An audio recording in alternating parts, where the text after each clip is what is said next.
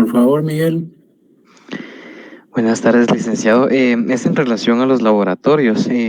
Bueno, por unos problemas personales no pude realizar el 2 y el 3. No sé si en este caso no se tendría como tal algún otro laboratorio o o se basaría la nota en relación a solamente el 1 y el 4. No, La zona, hagamos todos los que hay. Hagamos todos los que hay. Ya. Gracias, licenciado. Para servirle.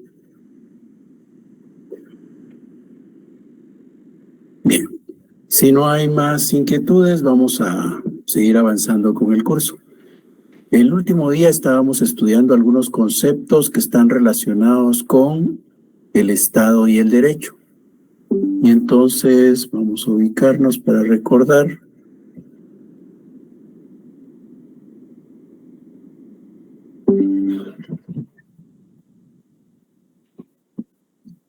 Hablamos del Estado y del derecho y para eso pues analizamos cómo surge el concepto de Estado, ¿verdad?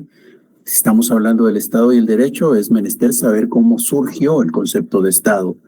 Y hablamos de que en algún momento lo que teníamos eran comunidades gentilicias que fueron regulando su conducta, pero no porque hayan emitido una ley, no porque se hayan reunido todos y en asamblea decidido qué es lo que hay que hacer o cómo regular el qué hacer de cada uno, sino que lo que ocurrió fue que estuvieron repitiendo ciertas conductas y esa repetición hizo nacer en ellos una convicción de seguir comportándose de esa manera.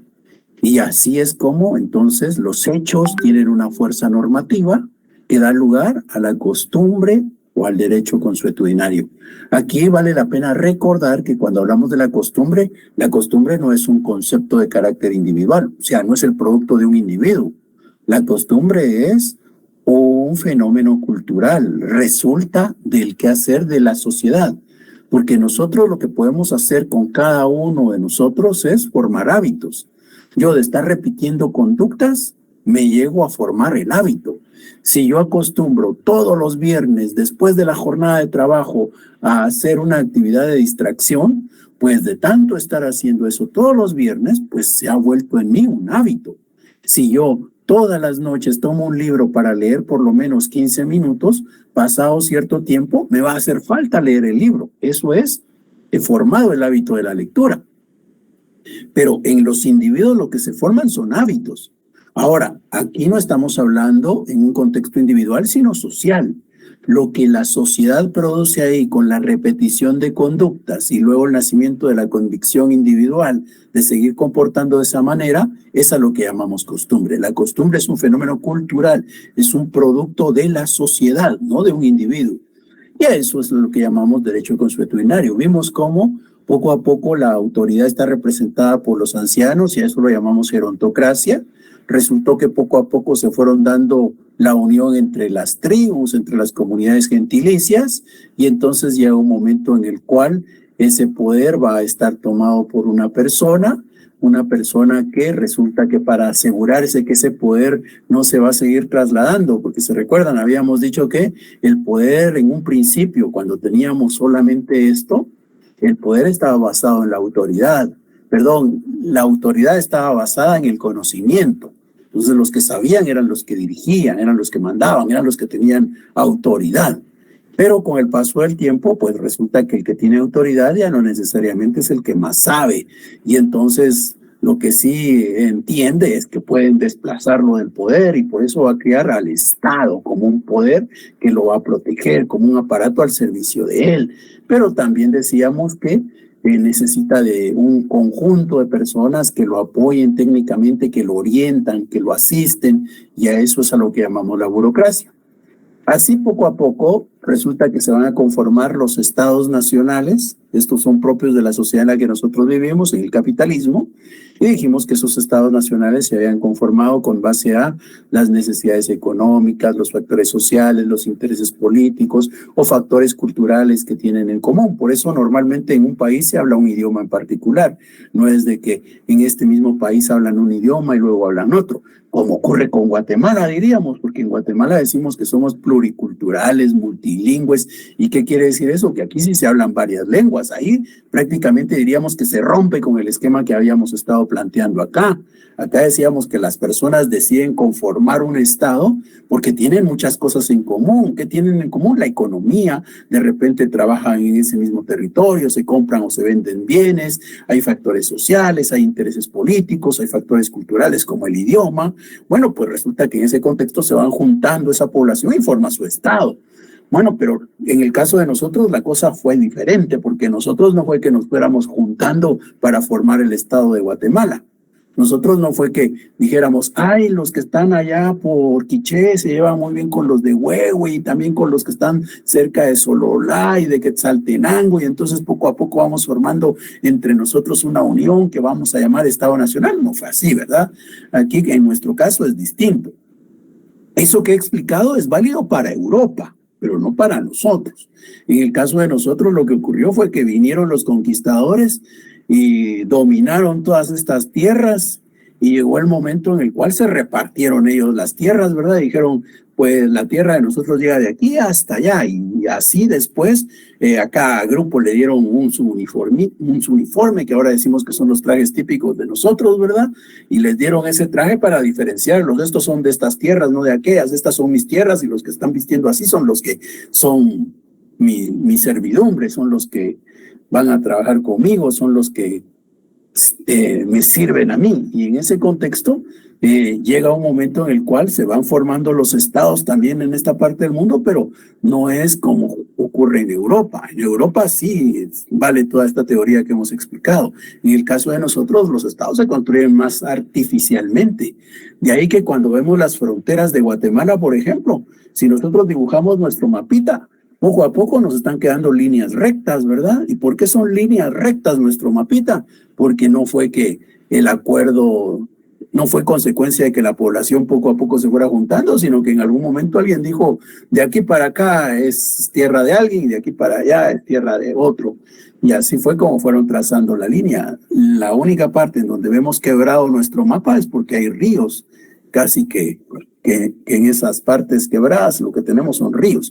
Entonces, digamos que toda esta teoría que mostramos sobre cómo surgieron los estados nacionales es válida para Europa Occidental, no tanto para nosotros, porque nosotros, nuestros estados los formamos con base a una colonización que se dio y en ese contexto entonces obedece a otros elementos más que a lo que hemos estado explicando. Aquí no fue que, ¿por qué no nos juntamos los salvadoreños y los guatemaltecos? Si teníamos muchos elementos en común, pues, porque en algún momento alguien se repartió la tierra y dijo, de aquí para acá es mío y de aquí para allá es de ustedes. Y entonces así se fueron formando nuestros estados inicialmente. Hablamos de que estos estados nacionales tienen un poder, ¿verdad? Y ese poder se llama soberanía, donde la soberanía es un poder que está dentro del Estado, decíamos, y que no tiene limitaciones. Dentro de ese Estado no reconoce a un poder igual o superior, ¿verdad?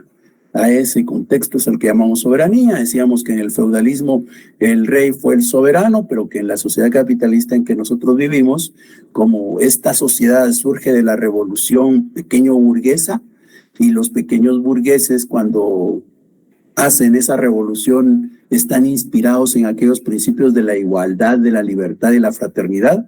¿Se recuerdan los franceses, por ejemplo, cuando hablan de la Revolución Francesa? El lema de ellos era igualdad, libertad y fraternidad. Entonces, en este caso específicamente hablando de la igualdad, resulta que la igualdad no existía en el feudalismo porque este señor que hacía las leyes era la ley y todos los demás estaban bajo de él. Eso debió cambiar porque ahora lo que se anda buscando es la igualdad. Como se anda buscando la igualdad, pues entonces es menester que todos estemos bajo la ley. Y ahí es donde se nota la igualdad, porque nadie es superior a la ley, todos somos iguales. Hay igualdad en la medida que la ley está arriba de todos. Y en ese contexto, entonces, en esta sociedad capitalista, bajo ese concepto de igualdad, la soberanía ya no podía recaer en alguien que estuviera arriba, porque si hay alguien arriba, no hay igualdad. Todos tenemos que estar al mismo nivel, legalmente hablando, ¿verdad? Formalmente hablando. Bueno, pues entonces, como todos estamos al mismo nivel, la soberanía, ¿en dónde va a recaer? Pues va a recaer en todos. Por eso, el soberano ahora no es el rey, el soberano ahora es el pueblo es el soberano. Pero como definitivamente ejercer ese poder es bien complicado cuando somos tantos los que podemos ejercerlo, entonces lo que vamos a hacer es nombrar representantes que ejerzan ese poder y que ocupen esos órganos del Estado. Entonces, ¿qué hacemos como pueblo? Delegamos la soberanía en aquellos 3 organismos que conocemos. Y decíamos que hubo limitaciones o que hay limitaciones a la soberanía, ¿verdad? Hay algunas limitaciones externas, pero esas limitaciones externas nosotros mismos nos las hemos impuesto. No es de que alguien de afuera viene y nos las impone. Nosotros voluntariamente hemos ido concediendo esos espacios. Y decíamos que, por ejemplo, cuando celebramos un convenio internacional, pues cuando celebramos un convenio internacional llegamos y nos sentamos allá en la Asamblea, por ejemplo, de Naciones Unidas, y el poder que tiene esa persona que representa a Guatemala en esa asamblea es igual al poder que tiene cualquiera de todos los demás representantes. Y ahí, donde todos somos iguales, pues tomamos la decisión si aprobamos levantando la mano o no un convenio. Entonces, esos convenios resultan de los estados, pero cuando los estados están aprobando ese convenio, se están imponiendo obligaciones que al final de cuentas implica limitaciones. Por eso decíamos que ese poder que tiene el Estado, nosotros como Estado no lo limitamos cuando celebramos esos convenios. Porque cuando celebramos un convenio, por ejemplo, imaginémonos un convenio relativamente importante que se menciona mucho en estos días, es el relacionado con la delincuencia organizada transnacional. Entonces, en el Convenio de Naciones Unidas contra la Delincuencia Organizada Transnacional, pues viene el Estado de Guatemala junto a otros y dijo, pues vamos a tener que cooperar, porque los delincuentes están cooperando sin que hayan creado su convenio, ¿verdad? Ellos sí están cooperando entre sí. Por ejemplo, el narcotráfico, sabemos que se mueve del sur, pasa por toda Centroamérica, llega a los Estados Unidos y pareciera que existe una cooperación tremenda entre tanto grupo delincuencial que hay. O sea, ellos no necesitaron de un convenio. En cambio, los estados dijeron, sí, nosotros necesitamos de un convenio porque tenemos que ver cómo cooperamos entre nosotros para poder erradicar esa delincuencia organizada transnacional. Pero entonces, en ese convenio, los estados vienen y se comprometen a hacer cosas. Por ejemplo, como parte de ese convenio hay 3 protocolos. Uno es relacionado con la trata de personas. Y ahí todos los estados se comprometieron a incluir dentro de su legislación penal el delito de trata. El 30 de agosto, ¿verdad? Perdón, el 30 de julio se celebra el Día de la Trata a nivel mundial. Bueno, pues resulta que en ese contexto, como entonces, vino el Estado de Guatemala y dijo en el legislativo, tenemos que incluir en el derecho penal, en el Código Penal guatemalteco, el delito de trata de personas.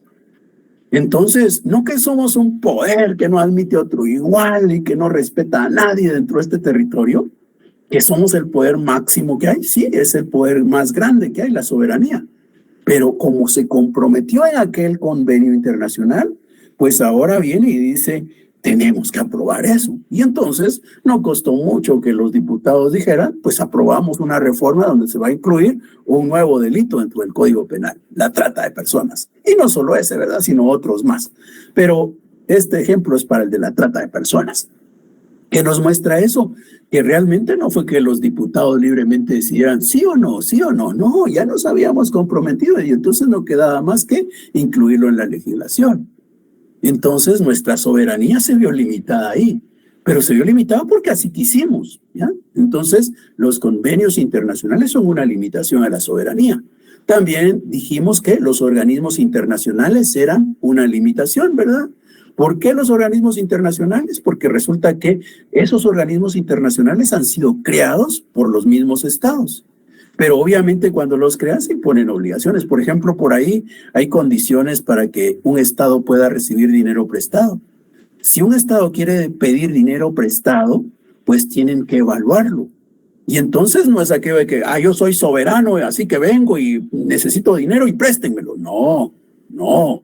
Nos hemos comprometido como Estado a tener que ir al Fondo Monetario Internacional, un organismo internacional. Tenemos que ir al Fondo Monetario Internacional y decirle, mire, ¿será usted que me puede evaluar?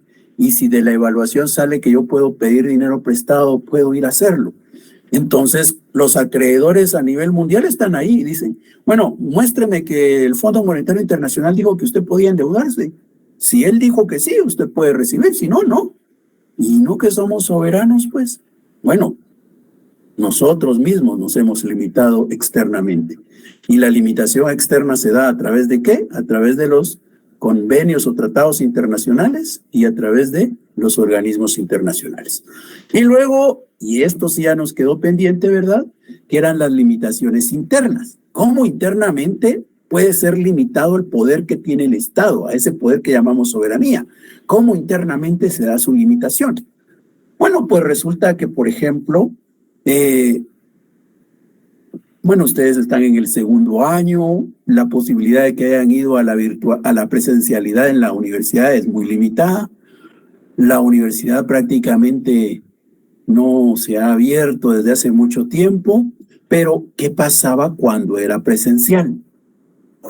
Cuando era presencial no se encontraba un agente de la PNC dentro del campus universitario. Nunca se vio así.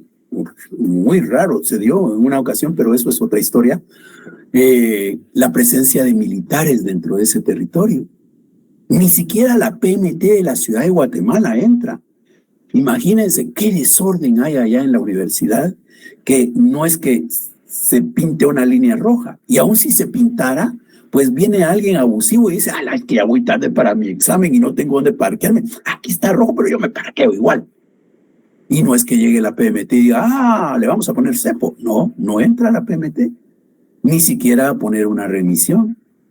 ¿Y por qué no puede entrar la PMT? ¿Por qué no puede entrar la PNC? ¿Por qué no entra el ejército al campus universitario? ¿Por qué creen ustedes?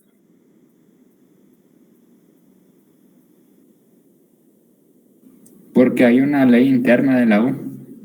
Sí, ¿cómo se llama ese concepto que nos permite autorregularnos? Por la autonomía universitaria.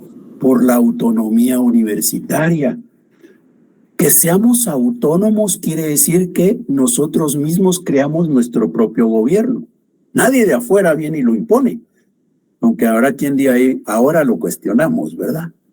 Bueno, pero resulta que nuestra autonomía lo que significa es que nosotros, como San Carlos, somos los que decidimos quién nos va a gobernar.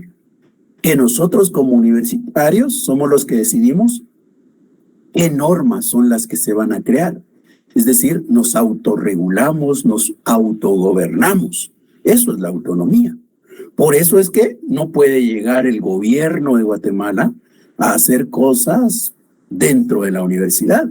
No es que el Ministerio de Educación diga, yo tengo una unidad que construye edificios escolares, o el MICIBI, ¿verdad? El Ministerio de Comunicaciones, que puede decir, con mi unidad de construcción de edificios del Estado voy a llegar y voy a mejorar esos edificios. No, solo la universidad con sus unidades es la que construye, es la que remoza, es la que repara los edificios. Entonces, eso es por la autonomía. Y la autonomía fue reconocida en el periodo de la Revolución de Octubre de 1944. Allá se consiguió la autonomía de la universidad. O sea, la autonomía de la universidad lleva menos de 100 años, desde 1944. Pero ese poder fue reconocido por el Estado. Entonces hay una ley orgánica de la Universidad de San Carlos que dice que somos autónomos. Constitucionalmente está reconocido que somos autónomos. Entonces, cuando se reconoce la autonomía, el Estado de Guatemala prácticamente se está limitando a tener que entrar a la universidad. Se está limitando a las funciones ejecutivas, se está limitando en las funciones legislativas, porque fue algo así como que dijeron, bueno, pues, ustedes son los encargados de crear sus propias leyes, así que vean cómo lo hacen. Nosotros no nos vamos a meter ahí, porque como ustedes son autónomos, ¿ya? Entonces quiere decir que el Estado dijo, yo ya no voy a crear leyes para ustedes, ustedes hagan las propias. El Estado se limitó. Por ahí también ustedes han visto el tema de la PMT. La PMT, la primer PMT fue de la ciudad de Guatemala. Ahora, ¿cómo es que hay PMTs en otras municipalidades? ¿Por qué las PMTs tienen la posibilidad de poder imponer una infracción o de regular el tránsito en términos generales? A quien le corresponde el tema de transporte es al Ministerio de Gobernación. El Ministerio de Gobernación es el encargado de regular los temas de transporte. Por ejemplo, el transporte extraurbano está regulado por una dirección de transporte extraurbano y esta pertenece al Ministerio de Gobernación. Pero, ¿qué es lo que hay ahí? Resulta que el Ministerio de Gobernación dijo, a través de mi departamento de tránsito, yo controlo lo que ocurre con los vehículos, ¿ya? El Ministerio de Gobernación es el que tiene esa parte de la soberanía. La parte de la soberanía que le va a permitir controlar el tránsito o el transporte en el país le corresponde al Ministerio de Gobernación a través de su departamento de tránsito. Bueno, pero resulta que vinieron y dijeron, nosotros como ejecutivo vamos a darle a la municipalidad la tarea de controlar el tránsito. Entonces yo, Ministerio de Gobernación, dije, a partir de ahora yo ya no voy a regular el tránsito, sino se lo voy a dejar a ustedes, municipalidad. Y así fue como crearon las PMTs. PMTs no hay en todos los municipios. En aquellos municipios en donde no hay PMT, ¿quién controla el tránsito? Pues el Ministerio de Gobernación a través de su departamento de tránsito, a través de su unidad de transportes. Ellos son los encargados de estar controlando. Entonces, ¿qué nos muestra eso? Nos muestra que ese poder que se ha delegado en el organismo ejecutivo, legislativo y judicial, en este caso estamos hablando del ejecutivo, ¿verdad? Ese poder que se delegó en el ejecutivo, donde le dijeron, usted a través del Ministerio de Gobernación va a regular todo lo que tiene que ver con transporte, usted, Ministerio de Gobernación en el ejecutivo, vino el mismo Estado y dijo, no. Cuando sea casos municipales y las municipalidades quieran aceptarlo, que las municipalidades se hagan cargo. Entonces voy a emitir una norma en donde voy a decirle que delego a la municipalidad para que se haga cargo de regular la temática de transporte. ¿Eso qué es? Otra vez una limitación interna a la soberanía. En general, hay temas que son municipales y temas que son nacionales. Y los nacionales no pueden meterse en los municipales. Por ejemplo, el presidente de la República no puede venir y llamarle la atención al alcalde de la ciudad de Guatemala y decirle, mire usted, alcalde de la ciudad de Guatemala, qué desorden el que tiene ahí con esos hoyos que se están abriendo cerca de la carretera de La Paz, arregle eso rápido. Ni siquiera puede ir con el de Villanueva, ¿verdad? Y decirle, alcalde de Villanueva, mire, año tras año, cada vez que hay lluvia es un problema ahí. ¿Por qué? Porque usted no ha hecho bien su trabajo. No puede ir. Tiene que respetar la autonomía municipal. Entonces, ahí coordinarán algunos esfuerzos, pero no existe la posibilidad que el Ejecutivo le dé una orden al alcalde o al Consejo Municipal. ¿Qué es eso? Limitaciones a la soberanía. Entonces, ¿qué limitaciones internas podemos encontrar?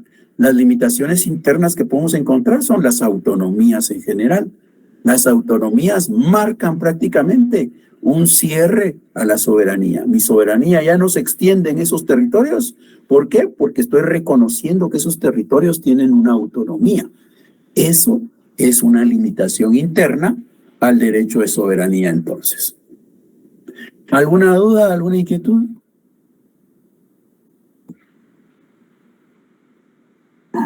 Todo claro, licenciado. Gracias.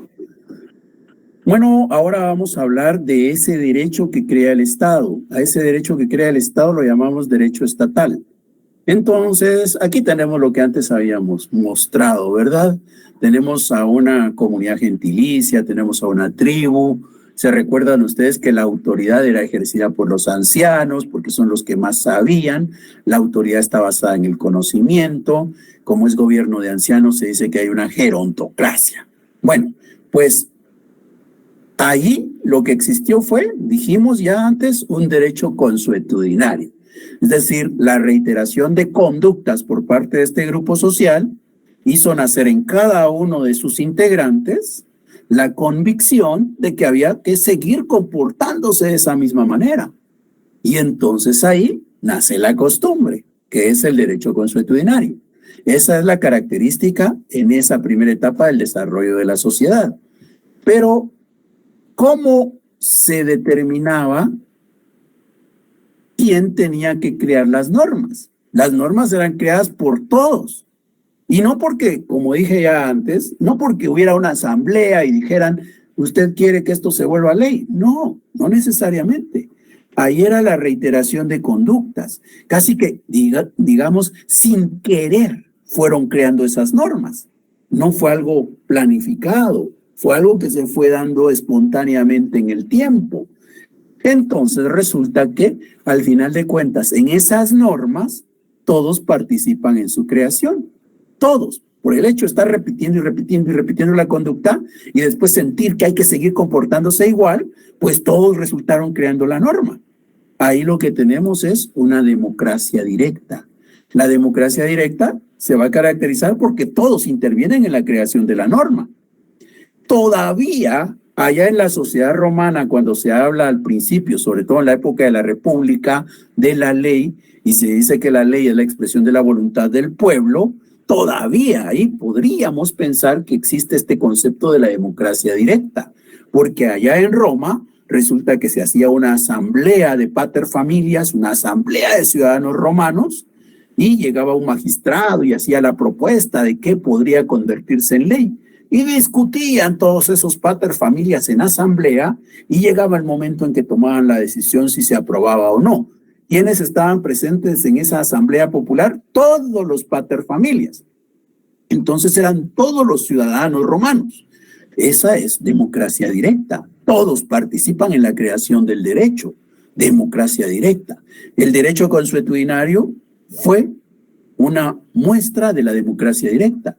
Todavía allá en Roma, la época de la República, nos muestra la participación de toda la población en la creación de las normas y ahí podemos pensar en una democracia directa.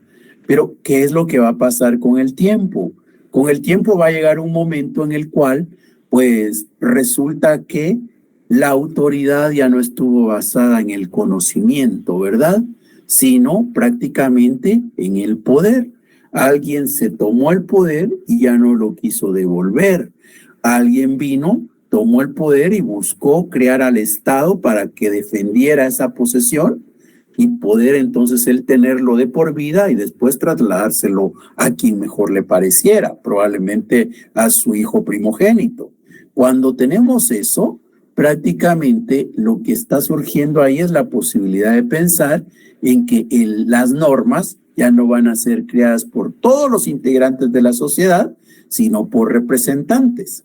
Cuando son representantes los que están tomando decisión sobre qué es lo que se va a convertir en ley para la sociedad, aquí estamos ante un derecho estatal. Ya no es un derecho creado por toda la sociedad directamente, es un derecho creado por los representantes, es un derecho creado por el Estado. Ese derecho que está creado por los representantes de nosotros, ese es el derecho estatal. Ese derecho que es creado por el Estado, porque el Estado está compuesto de 3 poderes, ¿verdad?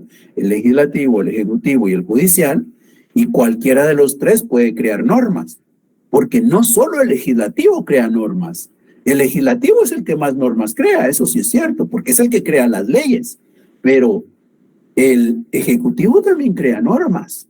En la época de la pandemia, por ejemplo, el ejecutivo creó normas relacionadas con el distanciamiento social, el uso de la mascarilla, el aplicarse gel en las manos, fueron normas creadas por el ejecutivo. El ejecutivo es el que crea reglamentos para desarrollar las leyes que ha creado el Congreso. O sea, el ejecutivo también crea normas, no solo el legislativo, no solo el Congreso. El ejecutivo también puede crear normas. De igual manera, el organismo judicial crea normas. El organismo judicial crea normas sobre, por ejemplo, en qué ámbito territorial va a tener competencia un juzgado. También distribuye prácticamente la jurisdicción. El organismo judicial emite normas, por ejemplo, también cuando dicta una sentencia. Cuando se dicta una sentencia se está emitiendo una norma. Entonces, cuando hablamos del derecho estatal, no hay que creer que solo el legislativo es el que crea normas. No, tanto el ejecutivo como el judicial también pueden crear normas. Y todas esas normas creadas por los tres poderes, todas esas normas son el derecho estatal. Es el derecho creado por el Estado. Ahora, como hemos visto, esas normas creadas por el legislativo no son creadas por toda la población, sino por representantes. Esas normas creadas por el ejecutivo también no son creadas por toda la población, sino por los representantes, en este caso, el representante que nosotros hemos elegido para que dirija el organismo ejecutivo. Esas normas que dictan los juzgados, pues son normas emitidas no por toda la sociedad, sino por representantes que no son electos directamente por la sociedad, ¿verdad? Porque en este caso, por ejemplo, los magistrados no son electos por la sociedad directamente, sino hay comisiones de postulación que presentan un listado al Congreso y el Congreso decide quiénes pueden ser o no los magistrados en su momento. Bueno, pues entonces resulta que al final son representantes de los que están creando las normas. Por eso ahí ya no se habla de una democracia directa, sino de una democracia representativa. Ahí lo que hay es una democracia representativa. La democracia representativa trae un problema. La democracia representativa trae un problema que no existía en la democracia directa. ¿Cuál es el problema? Se va a dar un divorcio entre lo que la sociedad quiere que se regule y lo que el Estado regula. Ese divorcio entre lo que se quiere que exista como ley y lo que realmente es ley, ese no existía en la democracia directa. En la democracia directa, lo que la sociedad quería era lo que se convertía en ley. La ley era la expresión de la voluntad de toda la sociedad en la democracia directa. En la democracia representativa, puede ser que la sociedad quiera que una norma exista, pero los representantes pueden crear una norma diferente. Ahí se va a dar un divorcio entonces. Las leyes, las normas, el derecho más propiamente dicho, el derecho no va a coincidir del todo con lo que la sociedad quiere. Hay un divorcio entre las expectativas de la sociedad y lo que el Estado va a crear como norma. Eso es algo que no existía en la democracia directa, solo en la democracia representativa. Ahora que existe esa separación, ese divorcio entre lo que la sociedad quiere y lo que los representantes crean como norma, entonces, ¿qué es lo que se puede hacer? Hay que crear mecanismos para que ese divorcio no se dé.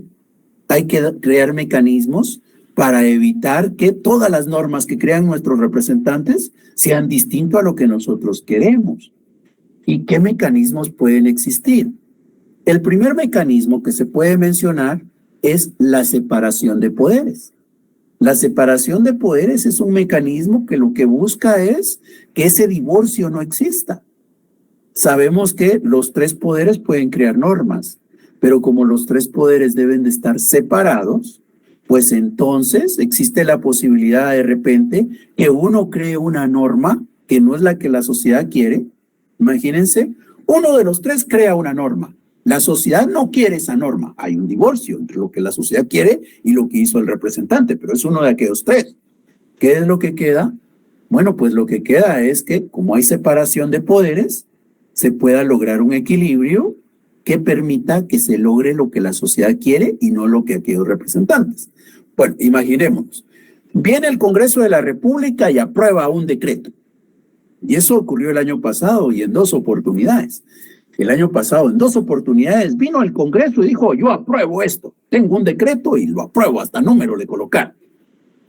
Lo aprobó. Pero eso que aprobaron los representantes no es.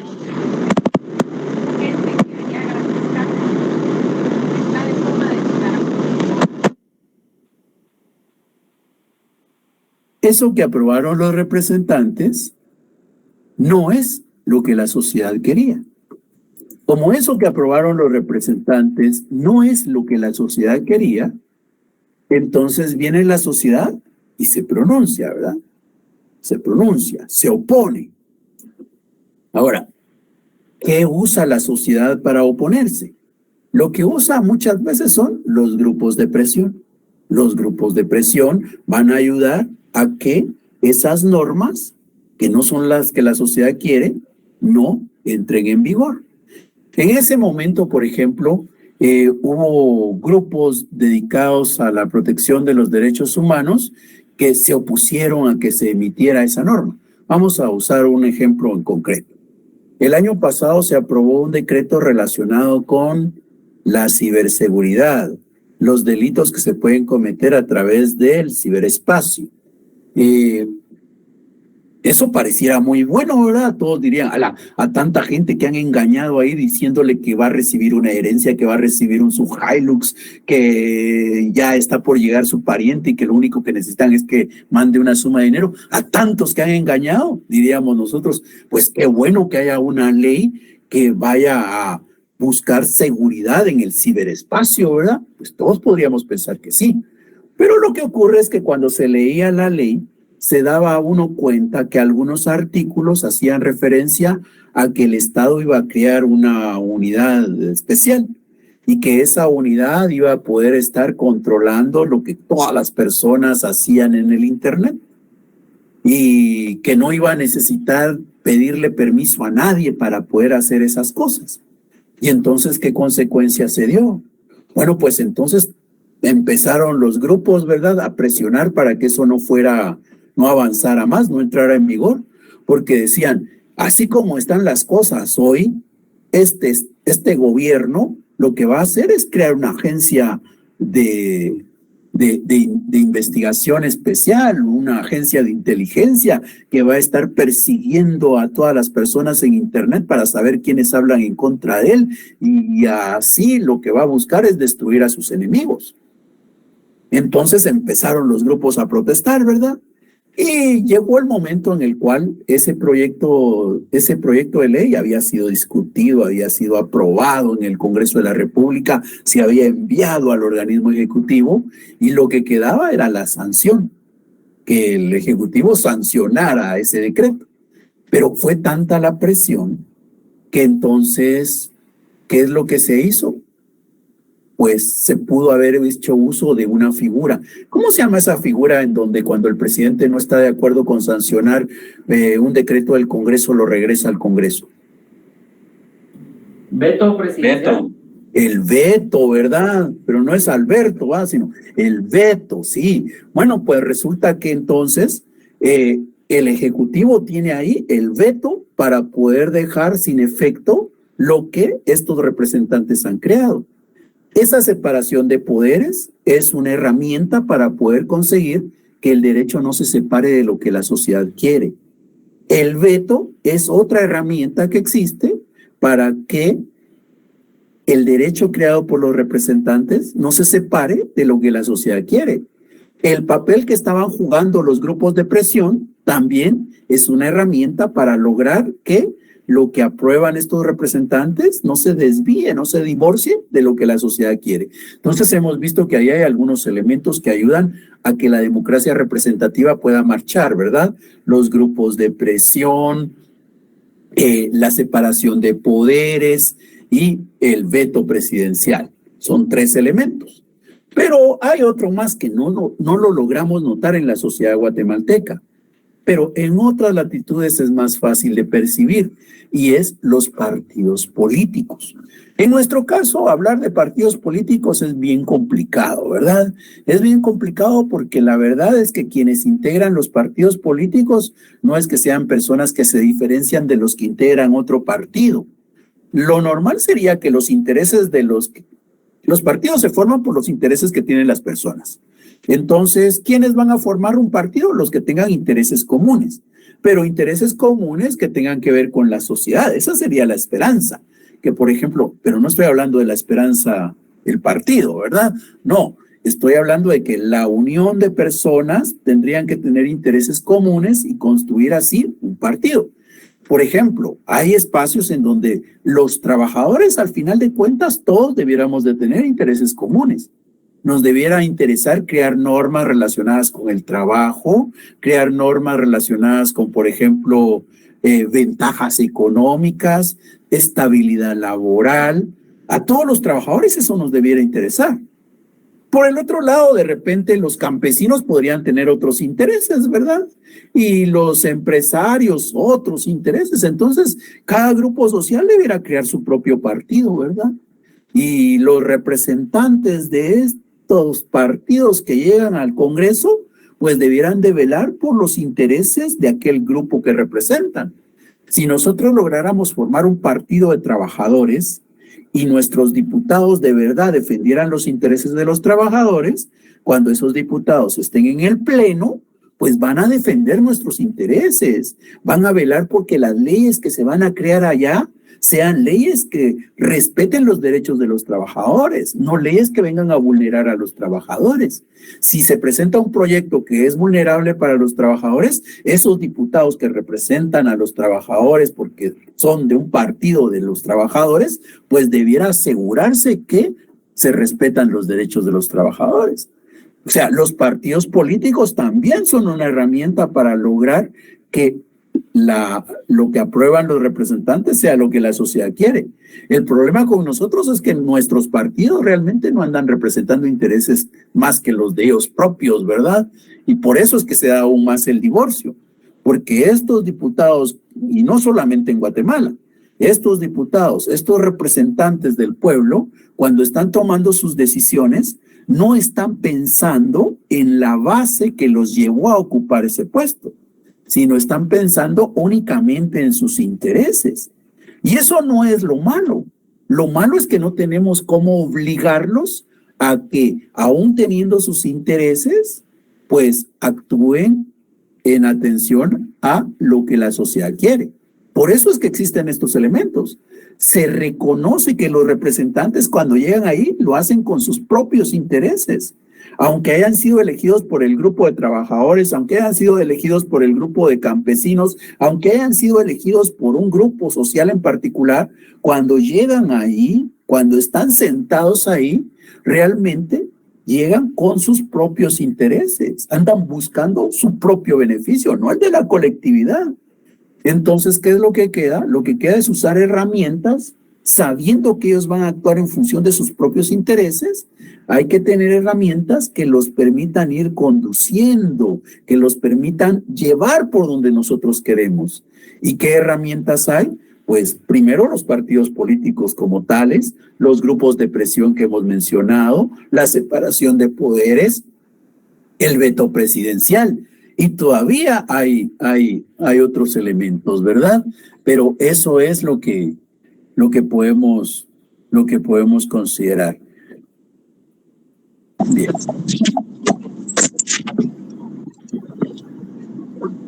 Ahora hay un elemento más que se conoce como la democracia participativa.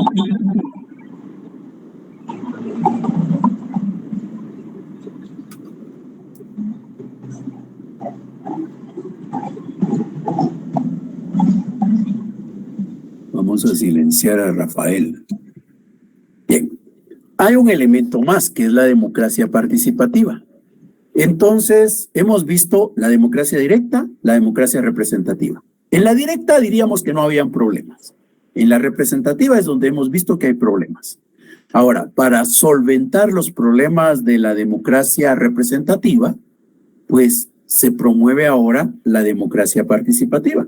¿Y qué tiene la democracia participativa? Bueno, esto tiene otros elementos que vamos a ver en nuestra próxima clase. Nos vamos a quedar acá. Nuestra próxima clase es obvio, ¿verdad? No va a ser el viernes, porque el viernes es 15 de septiembre y vamos a conmemorar la independencia de Guatemala. Entonces, vamos a descansar. Nuestra próxima clase es el miércoles, dentro de 8 días, siempre a las 18 horas. Entonces, nos quedamos acá. Este fin de semana no vamos perdón, vamos a ver. Este fin de semana vamos a tener, mejor les voy a dejar el descanso, así no tenemos problema. No vamos a tener actividad de zona, pero la otra semana tendremos una, aunque yo creo que ya se las dejé, ¿verdad? No me recuerdo ustedes. Félix, yo creo que estaba para que... Ya está, mejor dejémosla entonces. Atengámonos a lo que está planificado en la plataforma, por favor, porque sí recuerdo que ya está habilitada. Entonces, olvidémonos que dije que no teníamos actividad, sigamos la programación que tenemos, pero clases sí hasta el próximo miércoles. Muchas gracias por su atención, se cuidan y hasta el miércoles. Feliz noche. Muchísimas gracias, licenciado. Feliz noche. Licenciado. Buenas noches. Sí, Francis. Buenas noches. Son una consulta con el tema de los dos laboratorios pasados. ¿Esos habrá oportunidad de hacerlos nuevamente? No, los pasados no se pueden hacer, pero ahí vamos a buscarle una solución después. Sí, lamento mucho el inconveniente. Igual agradezco mucho el apoyo. Para servirle. Feliz noche, muy amable. Igualmente. ¿Qué pasó, Marvin? Licenciado, fíjese que yo ayer fui a arreglar lo de mi asignación y me dieron la constancia que ya estoy asignado. Entonces solo sería de mandársela al correo, ¿verdad? Que usted como me indicó, para poder ver que podemos, pues, que me puede apoyar, ¿verdad? Para la zona, porque no tengo nada de zona. No, pues no va a tener nada si no está todavía asignado. Déjeme, espéreme ahorita, no se vaya a ir. Vamos a ver si ya de verdad está registrado en el curso. Bueno.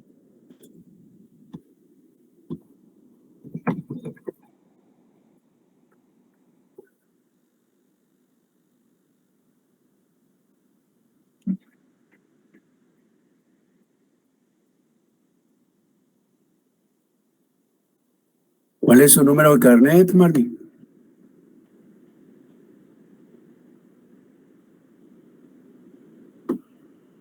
¿2016? 13788.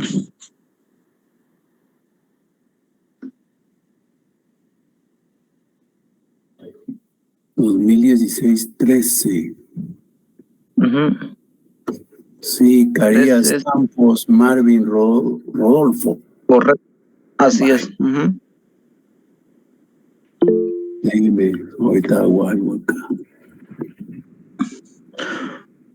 Porque también me metí a la RAD, pero me parece que los laboratorios y los exámenes pues ya pasaron de fecha.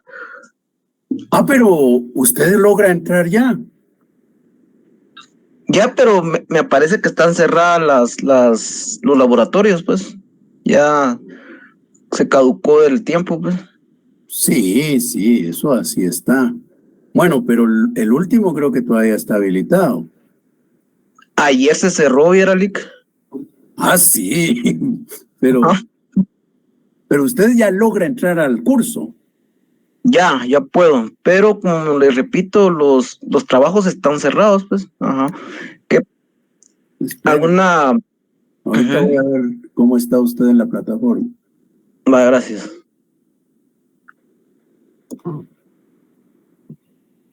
Carías es su apellido, ¿verdad? Así es, correcto.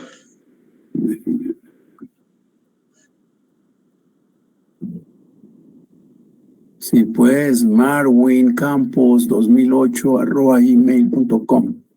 Correcto, ese es mi correo. Bueno, Marvin. Dígame.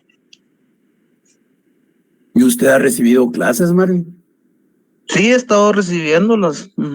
Pero como le repito, hasta ayer que fui a ver lo de mi asignación y me asignaron, ¿verdad? En la plataforma. Bueno, vamos a hacer algo entonces. Solo déjeme que anote aquí su número de carnet. Ok, gracias. No aparece su número. Pero dígame su número otra vez, 2016. 16-13-788.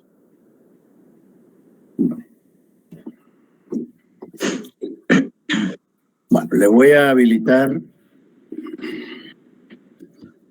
Pero, ¿qué hacemos para esto? Le voy a habilitar el examen, Ah, ok, muchas gracias, licenciado. pero hoy es 13. Ay, gracias. Aunque sea 15 de septiembre, igual usted va a trabajar en la Ah, vaya. plataforma hoy. Ah, Se lo voy a ok. dejar el 15 de septiembre. En la noche le queda bien a usted. Sí, cuando regrese de mis labores, ¿está bien, licenciado? A las 8 está bien. Sí, a las 8, me parece. Vaya, de 8 a 8:40, de 8 a 8:35 va a estar el examen. El 15. Vaya. El 15. Ah, bueno. ¿Y con los laboratorios? Esos ya no. Hagamos primero el examen. Oh, está bueno, licenciado. Así quedamos. Vaya, está bien. Muchas gracias, licenciado. Pase feliz descanso. Igualmente, para servirle. Gracias por su apoyo. Igualmente. ¿Qué pasó, Dani David? Buenas noches, licenciado. Fíjese que por cuestiones laborales no me había dado cuenta que el día de ayer se había cerrado un laboratorio, el laboratorio 3. ¿Qué puedo hacer en este caso? Solo ese le queda pendiente. Sí, solo ese y el que nos queda pendiente el 4 que cierra el 15. Sí, vaya, ahí dejemos ese. Después vamos a buscarle una solución. ¿Ya? Ah, ok. Gracias, licenciado. Solo está pendiente, ¿verdad? Para el momento de la solución. Sí. Bueno, Ok, gracias. Feliz para noche. servirle, igualmente. Kaylee. Hola, buenas noches, licenciado. Fíjese que yo tampoco me pude realizar el laboratorio 3, el 1 y el 2 sí lo pude hacer, pero Bueno. igual por cuestiones laborales no me había dado cuenta que el día de ayer se cerraba.